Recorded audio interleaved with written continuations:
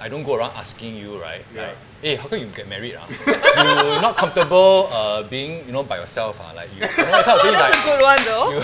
Guys, we got the trailer right here. A good life to me is made up of good food and good conversation. And in this final episode of 8 PM, I'm going to be having a dinner party with people who are just like me, single and ready to, single, contented, and very happy with life. So let's get into it.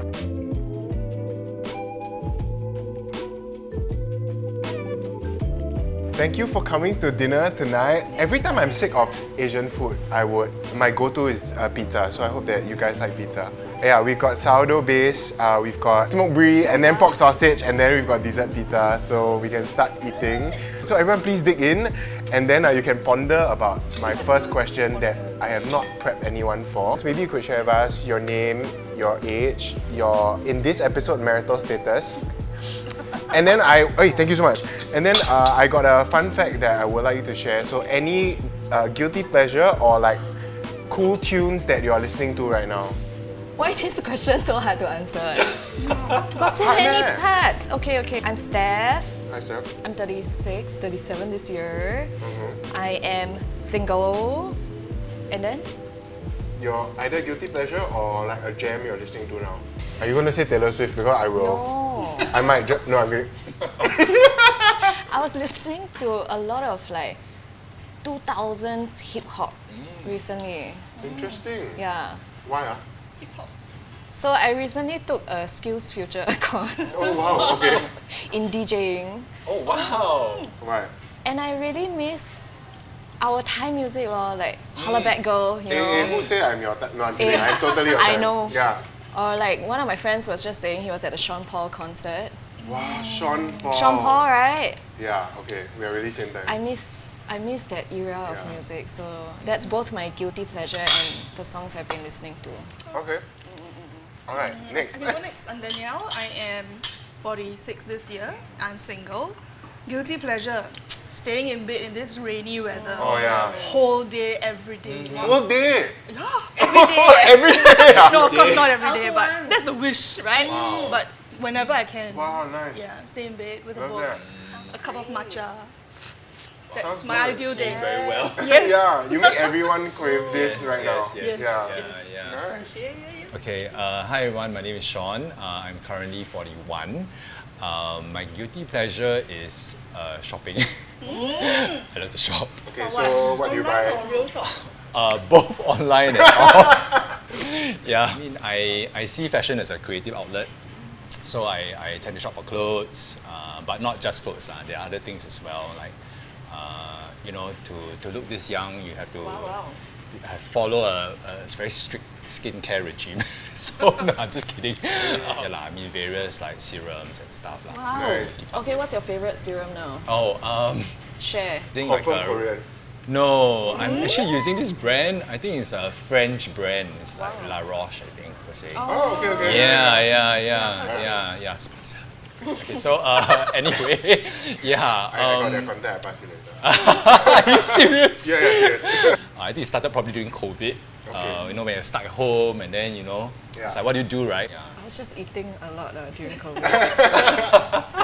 Suddenly can like order from all the restaurants, right? Yeah. I'm Aiken. I am now 36 this year. Is it? Oh yeah. Happy New Year, yeah. Guilty pleasure, I was, Steph and I are friends off camera as well, but I was telling her that I've been watching Popping and Locking. Wait, what? Wow. Yeah. Wait, you never told me this. I'm just very fascinated, like how they do that with their physical body. Can. Yeah, so I was, these two have been like my Instagram, TikTok content. Yeah. Alright, so dearly beloved, we're gathered to talk about something that's very close to my heart, being single.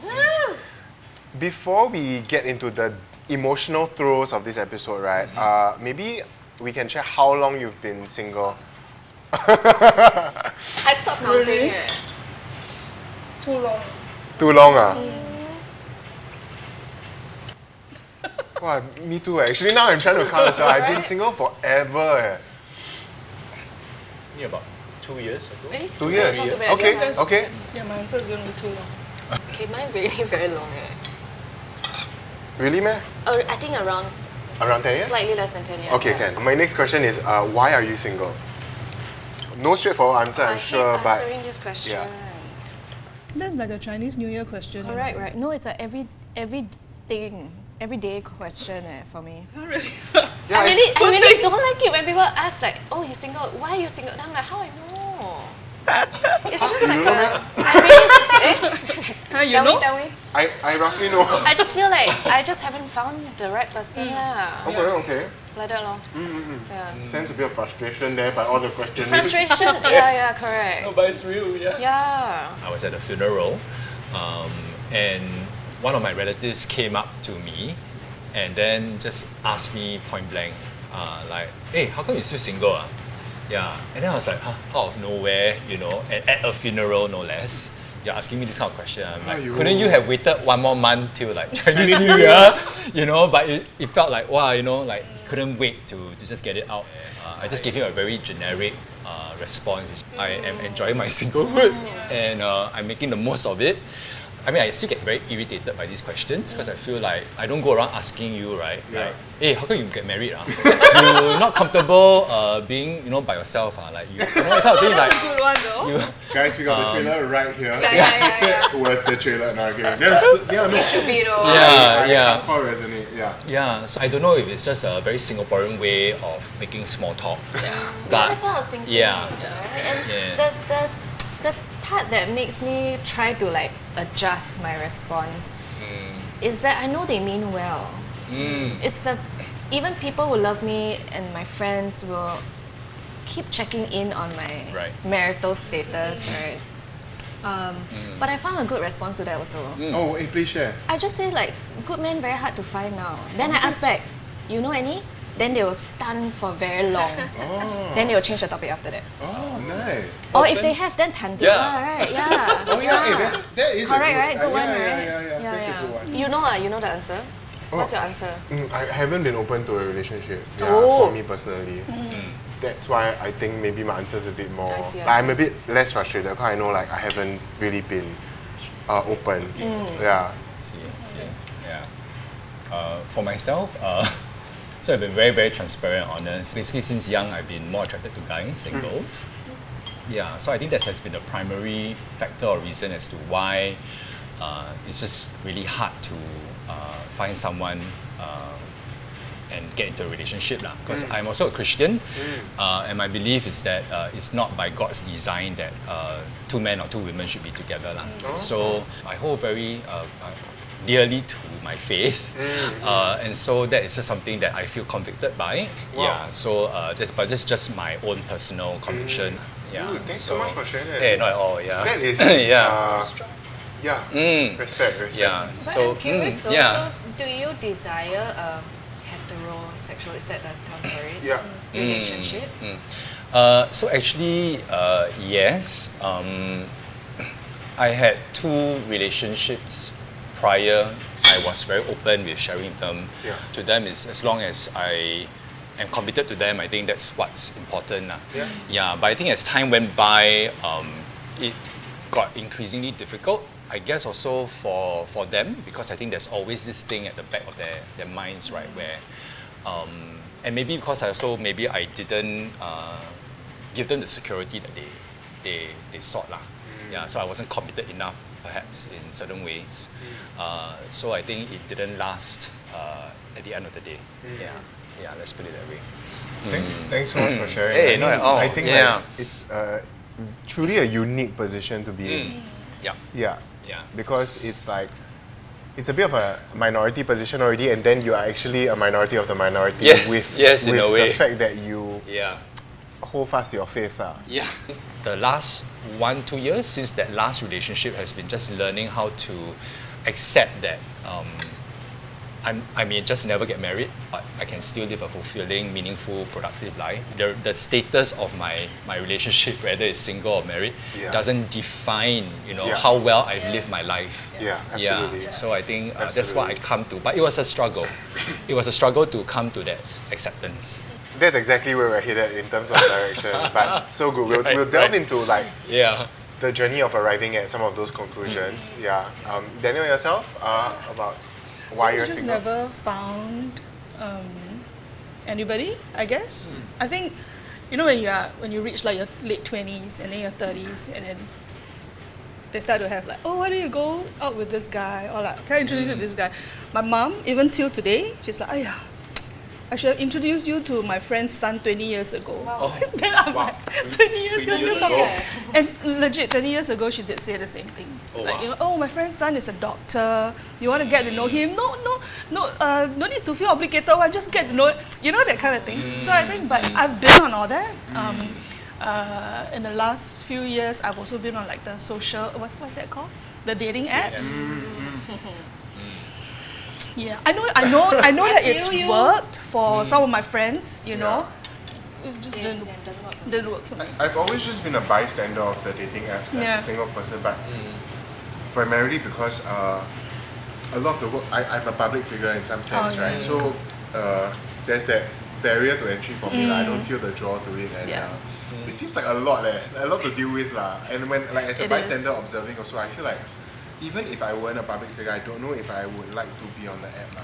But do you have the equivalent as like an influencer, right? Do girls like slide into your DMs and be like, hey, I would be lying if I said no, but there's there's been no a appeal, is it? no, but there's been a few who I felt like they really did so very respectfully. I went on. It's nice to know. I think I met one, and only because there was some level of trust established, lah. But at the same time, for the most part, I don't, because you never know how people can misconstrue online stuff and all that, lah. So, but I mean, thanks for sharing. Sometimes it's perhaps a deeper issue, and then sometimes it's just life, right? Like Yeah. it didn't happen for some of us. Yeah, I think for myself as well. I shared earlier that I was in a lower income single parent family, and I grew up with a lot of childhood traumas, and I didn't have the resource of good marriages in front of me. So to start off, I already felt like this is not looking great, Yeah. and I didn't feel particularly compelled towards living a life of to me what seemed to be just like dysfunction or fighting or divorce. Yeah. And then I spent a lot of my life surviving, so trying to make money and all that, so I didn't have time to really like focus. Okay, which leads me to my next question, like, you ever feel the FOMO, and how bad was it? Definitely, there are times in my life where I'm like, God, why? How about me? It's like, I'm not so bad, right? That kind of questions. So there's definitely times for that, But I think I've also come to a point where, okay, I am quite an extreme introvert. Okay. I mean, conversations aside, right? So I think as I grow older, I'm like, if you cannot add to my love for solitude, then there's no point. You can't make my life better. Then why? That kind. So but has there been points? Yes. Like I think quite different from your experience. I think around me, I'm actually surrounded with like pretty decent marriages, I think. Okay. My parents have been married for 50. Wow. Is it 50? I think it's about that. 50 Wow. years.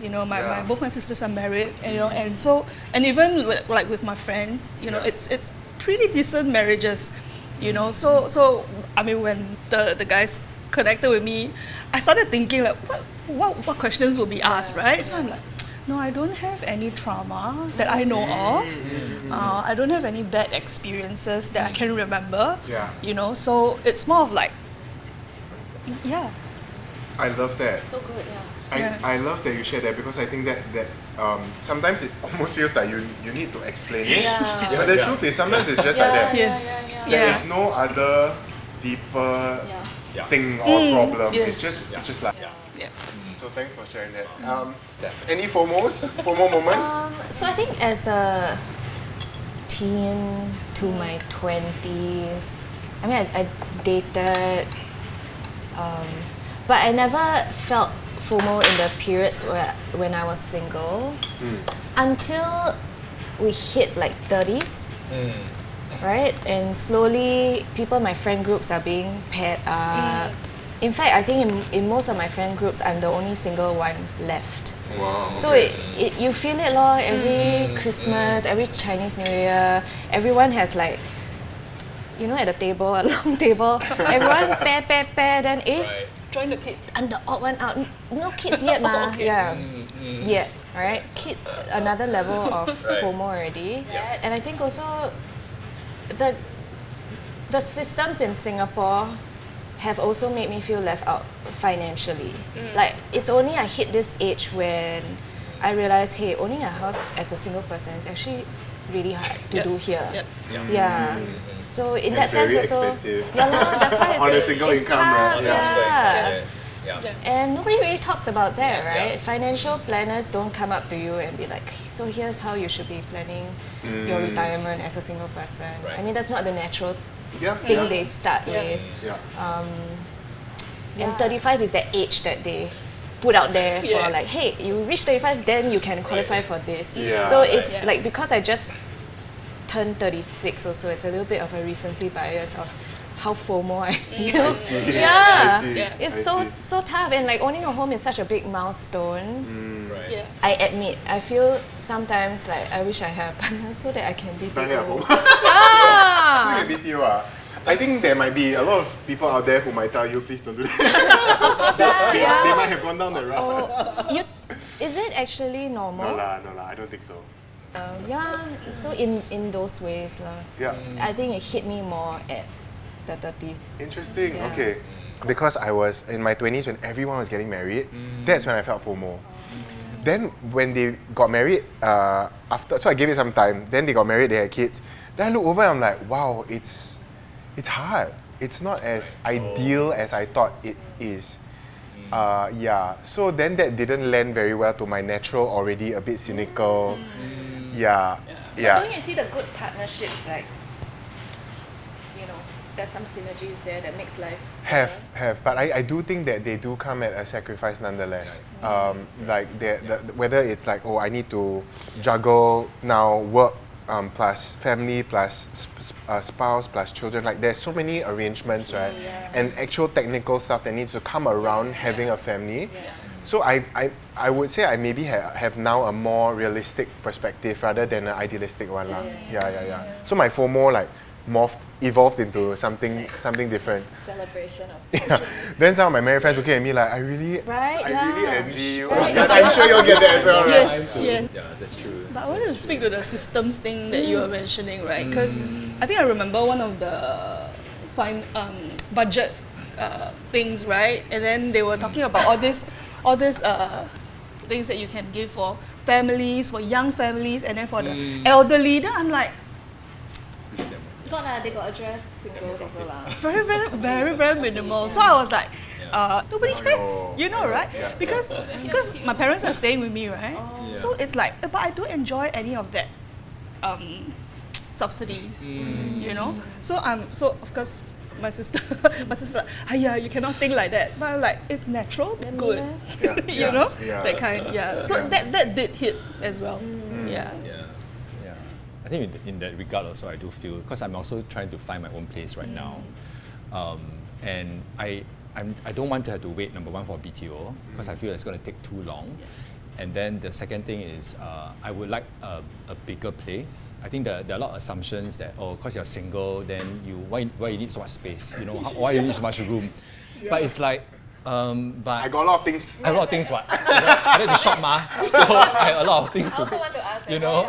But then I feel so you, called out. I also assume. Right. But that you only need 2 rooms? Yeah. No. Right? No, I want a bigger place. I might not have a lot of things, but I like the space. We're aiming for bigger.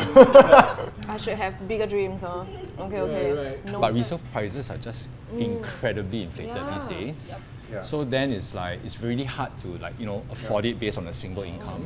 I mean, I understand the need for like the space constraints in Singapore and what have you, but it's just a concern that I feel needs to be addressed. You can dream, but just dream this big, not this big, and it's like, okay, I don't know what 2-room dreams are. I had maisonette dreams before, so it's like, Don't give up on a mission. You will get there one day. I also have. Yes. I grew up in a 3-room flat all my life. Right. So naturally, I have always thought of like, hey, I feel like I've outgrown the space. So naturally I just, I guess we're all aiming, and Steffi is at least satisfied, so okay.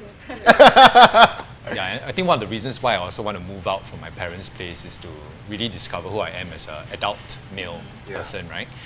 Without having to keep looking over my shoulder and, Mom, is this okay? Or Dad, is that alright? You know, like, but to really be myself in the situation, to put myself in a situation where I have to make the decisions and live with the consequences, right? So whatever random mistakes or whatever, right? Like what towels to use in the, you know, toilet and what have you, live with it, the you know. lime green choice you make. Yes, correct. And kind of like find out a bit more about even like simple things like, okay, actually what kind of design aesthetic, you know, do I like, or is location really as important? Because I think for a very long time, especially in, I think again in Singapore society, there are certain scripts that have been written for us of how life should look like and how success should look like. And so I think a lot of people try to achieve that those definitions, attain to that definition of success and achievement. I think the sad thing is if they just keep doing that throughout the rest of their lives, they never truly discover who they are and what they like, you know. So I think it's like moving out to me gave myself permission to actually discover. We will pivot quickly to alternate. So besides a bit of these like pains, right? What are some of the utmost joys of being single? So many. No? Oh. Like you said, when I see my friends have a family unit, definitely you only have 24 hours in a day. You ideally want to sleep some hours. You have to juggle like husband time, child time. If you have a second child, even more tiring. You go and prep food. I'm a bit of an introvert also, so maybe not a bit, a lot. So personal time is very important to me. I feel like, in contrast, I really feel so free, right? And then I also have my friends telling me like, wow, like they look at you in envy. You know, I can take a holiday whenever I want to. I can like go out and eat whatever I want to eat whenever I want to also. Not accountable to anyone. So that to me has been the biggest joy. The freedom of doing whatever I want to do, whenever I want to do it. Yeah. I totally Everyone's nodding so hard. Yeah, like They're like, It's so good, and I feel like not enough people realize this joy because every time you say like you're single and then we're like at this age already. It feels like people feel sorry for you Yeah, immediately, right? immediately the face downcast. Like, oh, why? Have you been looking? Like, have you been meeting people? You must go out there. It's a numbers game. And I'm like, but why? totally. I'm like yes, yes. Like I said, my guilty pleasure, right? I would never be able to do my guilty pleasure if, let's say, I'm like married Maybe with can kids. if your husband to is like stay in super bed for chill, one whole day then you all cannot. can stay With in kids, bed I think even harder. It's tough. Yeah. So I think it's also that you know when you're married, okay, I'm not stereotyping marriages, okay, but like the need to compromise. For sure. That is definitely a need, right? Because you're like two people now. Yeah. I don't know how to do that. She's so cute. Just like Straight up saying, hey, I really don't know how. My sister are gonna hate me for this, but I will ask them, but why do you need to do this? You know? And they're like, hiya, you don't understand what. Okay, Lord, I really don't. I genuinely don't understand. And the ones that do it right, they have a lot of mutual respect and consideration to always check. Correct. To always consider one another as they should in their decision making. Correct. That's the part that I think is like, to us maybe on the outside, it's like, like we don't have to check anyone. Then suddenly we have to check. Correct. Biting we need to check, you know? I think also need to check, yes. That kind of thing. I hear you guys on that. Any joys? Actually, I mean, you don't have to ask for I can permission. buy whatever serum I want. I mean, it's exactly that. I think, you don't really have to account to anyone. I mean, like you said, 24/7. I mean, you're 24 hours of the day and 7 days a week. I think something he Couples and kids, mentioned as well was that capacity to just chase your dreams. Yes, Right? absolutely. Having the brain space to Absolutely. consider things, put yourself first in some aspects. I think that's also another big thing that we get to enjoy. Yeah. Absolutely. I have to admit, in my FOMO stage, right, I didn't fully savor and appreciate being single because I was always just looking like, hey, how come I'm not married? But it took a few friends who, like I would bump into my ex-classmates at the gym. I remember this one encounter. She said, hey, how you are? I haven't seen you since poly and whatever. I'm like, oh, I'm doing good. She said, I really envy what you do. Then I'm like, what do you mean? It's like, oh, because you travel everywhere. I said, you also can travel, what? And then she proceeds to say, no, you don't understand, I got 4 kids. Then I was like, oh yeah. And that day when I was flying, I was on the plane, right? It just suddenly occurred to me, because as a single person, you don't have to think about these things, but there are no kids' prices on flights. Right? Yeah, so if you're bringing a 2-year-old, it will still be 1K to whatever, like full fare. I really never thought Right? about that. Right? Yeah, but So that's no, true. because I was thinking about what my friend said. If they sit on your lap, Only a certain month and below. Of go the trip. KL also not cheap anymore. Yeah. So then I was like, oh, I see. So it was like these kind of small things that made me slowly count my experiences more joyful rather than like, oh, I'm missing out and whatever. Yeah. So have there been any dreams of yours that you were able to pursue, especially because you were single? Or like give more attention to, more effort to because of your status? I struggle to answer that question because as a person, I love kind of like just pushing my limits with what I know, what kind of skills I can pick up, what I can do, what I can achieve. And I guess the blessing that I have was, even when I was like in a relationship, my partners have always enabled me to do it. They've always given me space. So it's not particularly because you're single then? Yeah, maybe. Yeah. But sometimes I also think that it's because I'm single that I can be so single-minded in focusing, right? Like I ran my own company for the last 10 years. And I feel like there are so many pivotal moments that if I had to take care of other systems in my life, I might not have considered it so deeply in my career, if that makes sense. Yeah. I think for me in general, it's just the freedom to take a career break, maybe further studies, or just quit. Wow. I mean, like, it's like you don't really have to that think. is a flex. About I have kids to look after, or I have I'll figure it out. I'll quit first. if you really wanted to, in desperate times, right? You're making many married people watching very jealous. Yeah, for once. I hope we change the narrative. Sure. And on that note, right, we're flipping back. For me, when I grew up, I had several fears about being single or living single and then dying single. I don't know if you guys had any of these fears. What were some of these fears and how did you come to terms with them? Maybe we can throw out all the stereotypes that people think about single people. But I don't think I've come to terms with it. I don't know what are stereotypes that people Oh, like one of the big ones for me was like, I don't want to die alone. Yeah.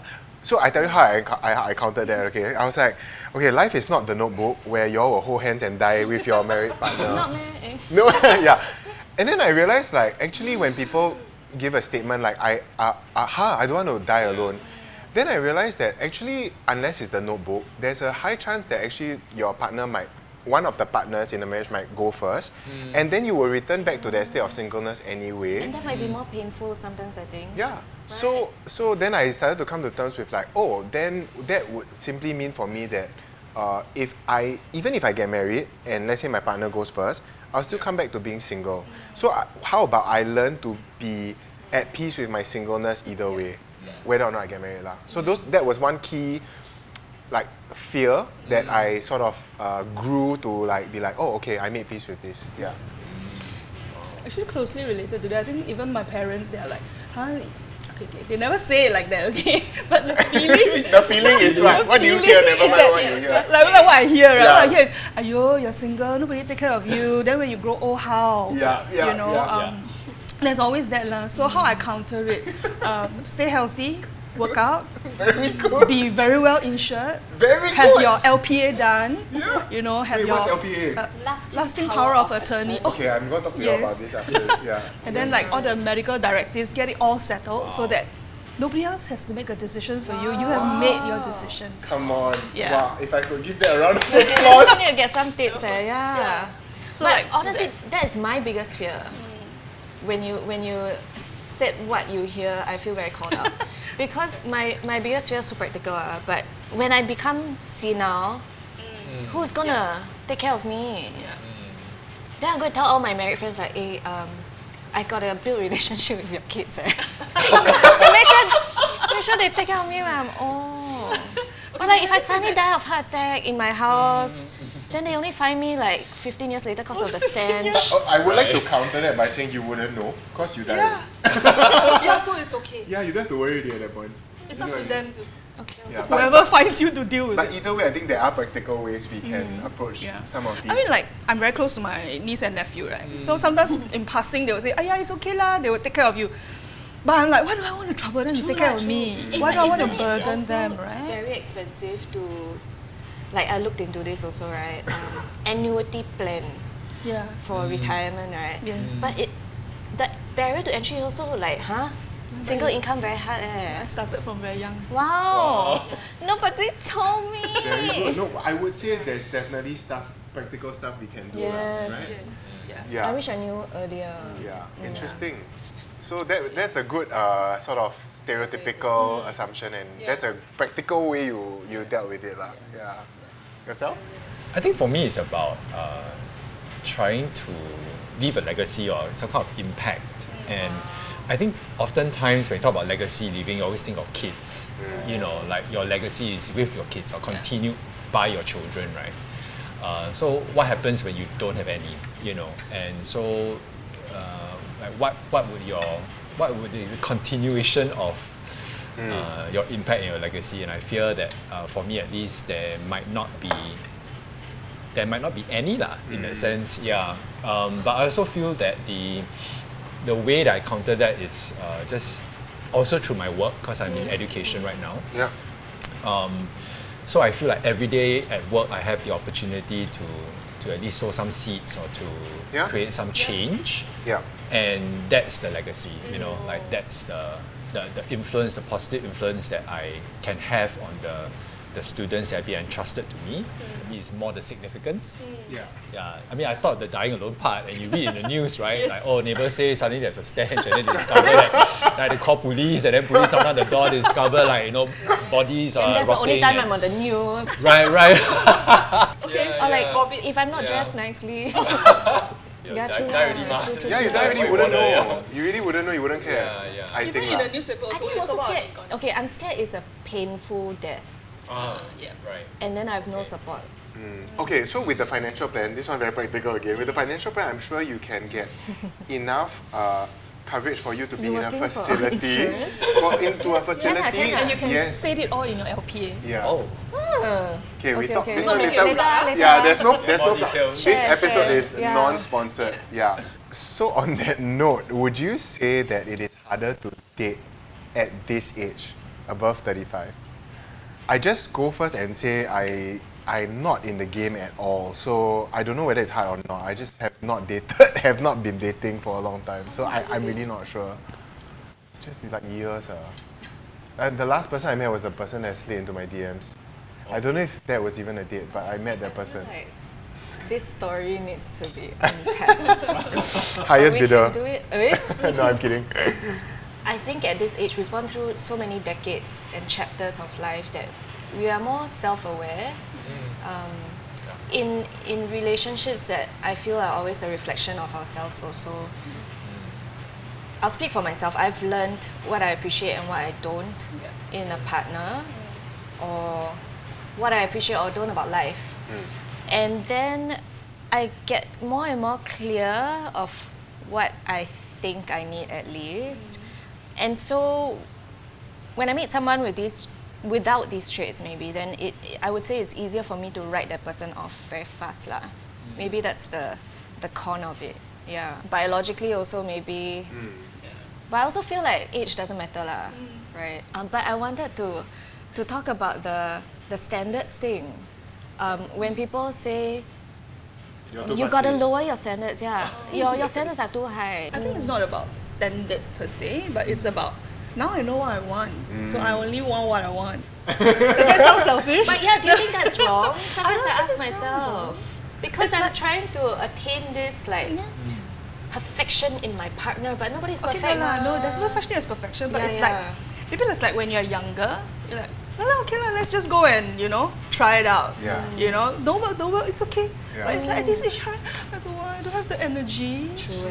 Number It's one, about the energy. and then Yeah. I have a choice right now. Yeah. No, I hear you. I think so too. I don't know which I'm willing to.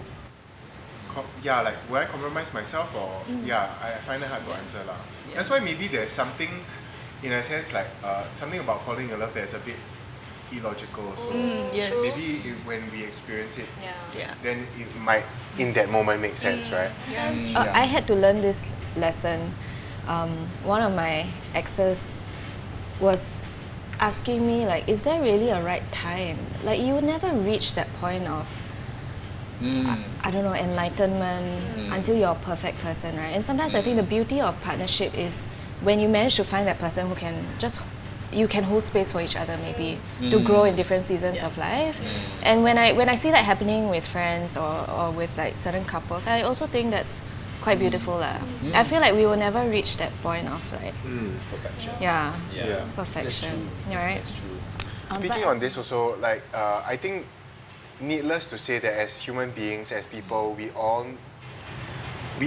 need love, right? We all need to function with some sort of love. However, I do think, of course, our modern day and age and with media, romantic love is like sort of the peak. It feels like that's the nirvana of love. As single people, then I'm sure there has been many different other avenues where you have to receive love and even learn to love yourself. How are those avenues and how's that journey been for you? I think for me personally, it's family. I think I am very blessed to be very close with my family. Yeah. So in that sense, actually, like, if people ask me, what do I do in my free time? Like I said, without thinking, staying at home with my family. Like now I spend time with my niece and my nephew. I totally understand when people say, yeah, you need a community, you need a group of friends. I have those, but my core is really my family. That makes me feel like, Nourished. I don't need to find it elsewhere Yeah. in that sense. I think community is very important. I mean, I know that a lot of people will feel alone, especially I had this conversation with friends on Sunday and just talking about how for many people with your love language is physical touch, right? That, they struggle with being single, especially because they don't have someone to hug or to kiss and in Asian society, especially for guys, touch is often like frowned upon, or at least it's not widely like expressed. And so a lot of guys in Singapore, I think, and Asia, we suffer from this this lack of touch actually, like healthy male to male touch. I get that. So I feel like actually it's very important to have family, if possible, or friends, and I think friends who kind of understand and are just willing to, hey, just come by and just give you a hug or a pat or whatever it is, right, to fulfill that void and that need. So I think my church community has been very supportive. There's a sense of bonding and like just love, right, and friendship. I think I was very blessed to have good friends. Like I have such a rich friendship community that I've never felt a lack. But the biggest lesson that I had to learn alone was recognizing that I had resources in myself, right? This is such a therapy term. Fun fact, it was Aiken who pushed me to go to therapy, and I think that was honestly one of the best gifts, right? Because even though he was there for me as a friend during the moments I was low, there's a power in doing your own work, right? There's a power in learning that you can show up for yourself. I think before that I had a lot of attachment issues. I guess I don't think I've fully overcome them, but slowly then feeling able to meet my own needs as a single person has made me feel a lot more like set free and empowered lah. Yeah. I have such a rich friendship circle as well, and they're made up of single people and married people. And I think what our friend group does really well is that the married people love and commune with the single people all the same. So it really never feels like we are separate or different. It just feels like we are this group that I grew up with. It just feels like everyone is different family members in a big friendship unit lah. So I find that very nourishing. But also as I'm older now, I used to be a lot more extroverted. Like every night I'll be out for dinner with somebody. I would love to meet. Are you not still? Yeah. Yeah. All the introverts are like, how? That's like a nightmare, right? I think some of my friends told me like they can only do that like twice a week. But like I would line up dinners like every night, and I used to be very, very, still am very nourished from those meetings and those dinners. It became like my surrogate family dinner. But then, as I grow older, then I have less energy. Not less, or limited energy. I also learned to be more okay with eating by myself. Saying like, actually this time where I'm alone for dinner is an expression of love for myself, and it's okay, and there's nothing sad about this. And I had to learn that. So I'm getting better at it, though I still would say I dine out more than 5 times a week. Wow! Yay! Yeah, I get to eat excited. by myself. Oh, really? Yeah. Sometimes, I mean. It's been a joy to eat by myself, travel by myself. In fact, after I learned to travel by myself and enjoy it, it's very hard for me to travel with people already. Because you do what you Correct, like. right? Oh my gosh, yes. As single people, we spend a lot of time with ourselves. Have you guys always had a very good sense of self, strong sense of self? No. Okay. Full stop. Okay, next. I think when I was younger, I attached identity to stuff that's external lah. Right? Starts with grades, then goes into like my hobby, which was dancing. Then it goes into like career achievements. Then it went to like running a business. Then when I'm attached also, it gets into I'm whoever's girlfriend. So my identity was very much attached to a lot of things in the external. It was only very recently, I don't think it's a matter of single or not, but it was only very recently that I suddenly came to the realization that, hey, I don't know who I am without all these things. So I took a break from work and went to travel the world, very cliche. Eat, pray, love season. Yeah, really eat, pray, love. And what I really was thankful was in that season where I was traveling so much and I asked myself, who am I? I had very practical handles because the person who showed up consistently, no matter what country and no matter which strangers I was with, was that person that I realized was me lah, my identity, like who I authentically am. Yeah. So it's this very recent thing lah, when I turned 35, which is like last year. Interesting. So only very recently then I'm discovering sense of self, and I think I'm still learning. Yeah. Another stereotype, I think I'm a middle child. Okay. No, I know I'm a middle child. I think because I'm a middle child, I have been forced from young to be more inward looking. Okay. Because, middle child, you have to listen to your older sister and then you have to give in to your younger sister. It's real lah. Yes, it's real. So I feel like since young, I have been very comfortable. That's why I say I'm an extreme introvert, right? I think that kind of came naturally to me to know who I am, But then again, I also read a lot, and there was a season in my life I loved romance books, right? So it's like all the fairy tales, the bells ring when you kiss someone, kind of thing. So that's that too. And then you will always feel like, I think by the time I'm 30, maybe I'll be married with kids and things like that. And then it doesn't happen, right? Did that make me lose a sense of, then what am I supposed to look forward to? I think yes and no.